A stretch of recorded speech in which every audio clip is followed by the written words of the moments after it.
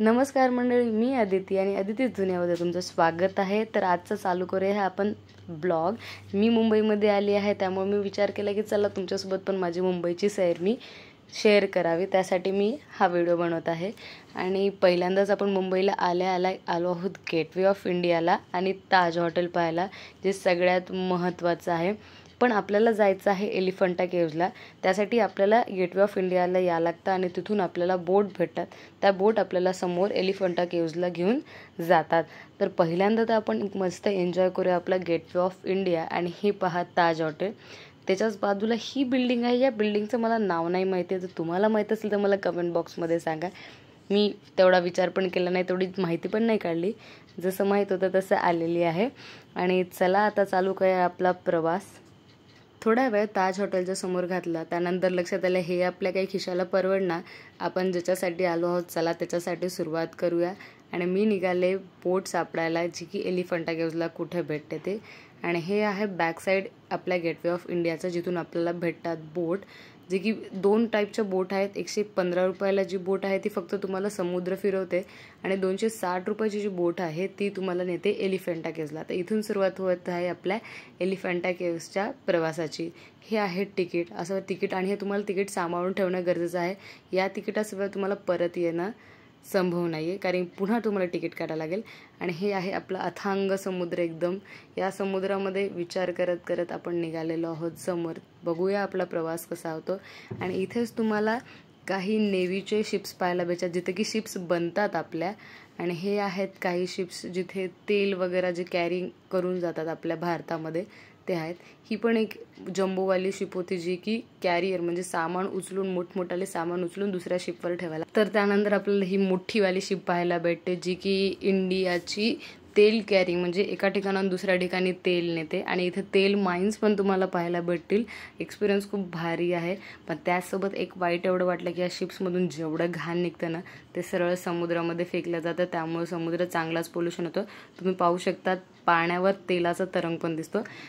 असो, आपण आलेलो आहोत एलिफंटा केव्जला, जिथे आपल्याला बऱ्याच दिवसापासून यायचं होतं. मला यायचं होतं. असं म्हणतात की इथे आल्यावर तुम्हाला खूप चांगला एक्सपिरियन्स भेटतो. पण समुद्रानं तर मात्र एकदम मन भारी व एकदम तृप्त करून टाकलेलं आहे.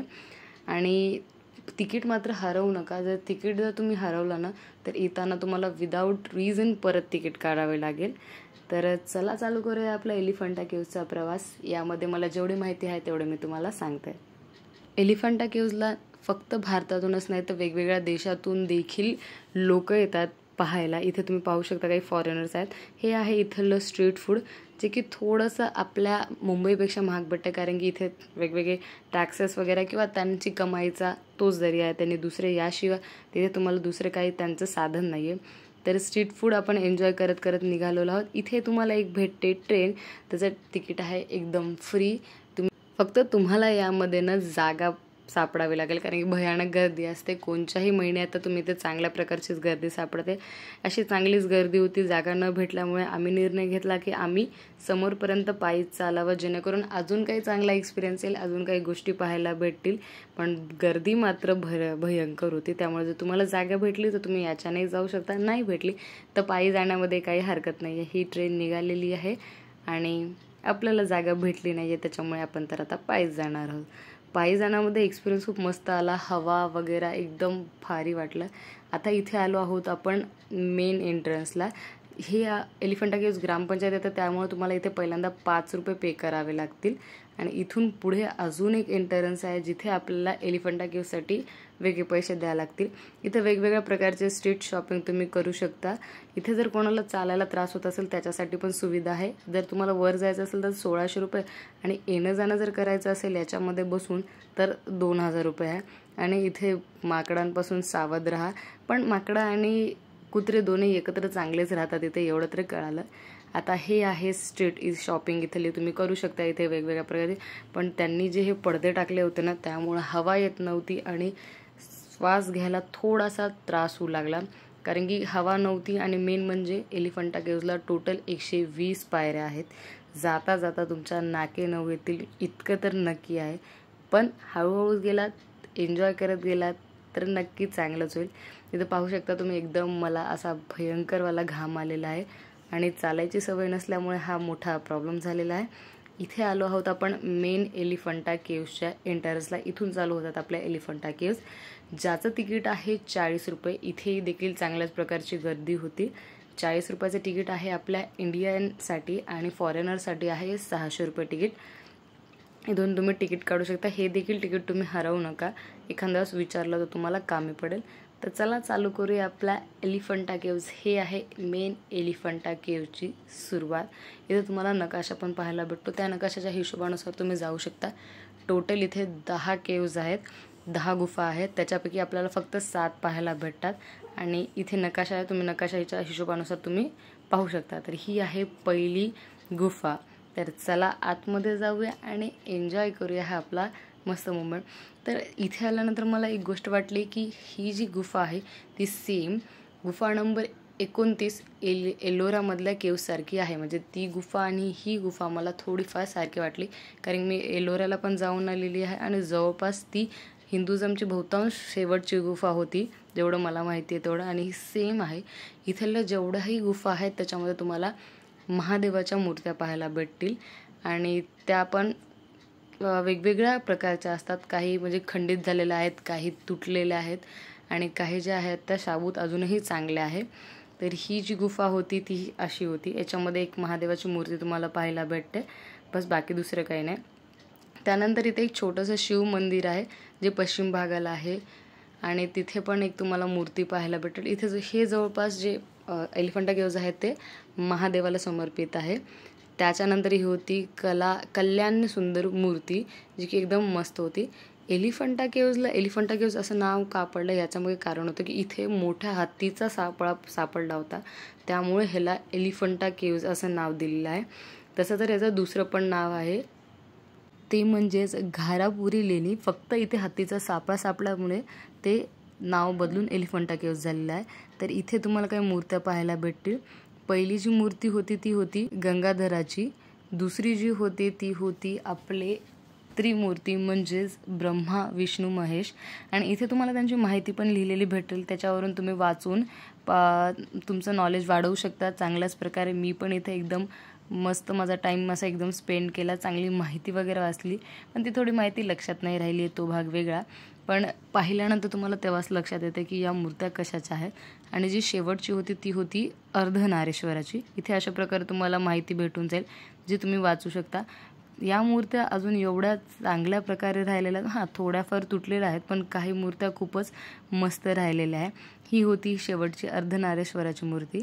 त्याच्यानंतर शिवपार्वतीची एक साईडलाच मूर्ती म्हणून आहे, पण या मूर्तीमधून थोडीशी खराब झाल्यामुळे ती लक्षात येत नाही.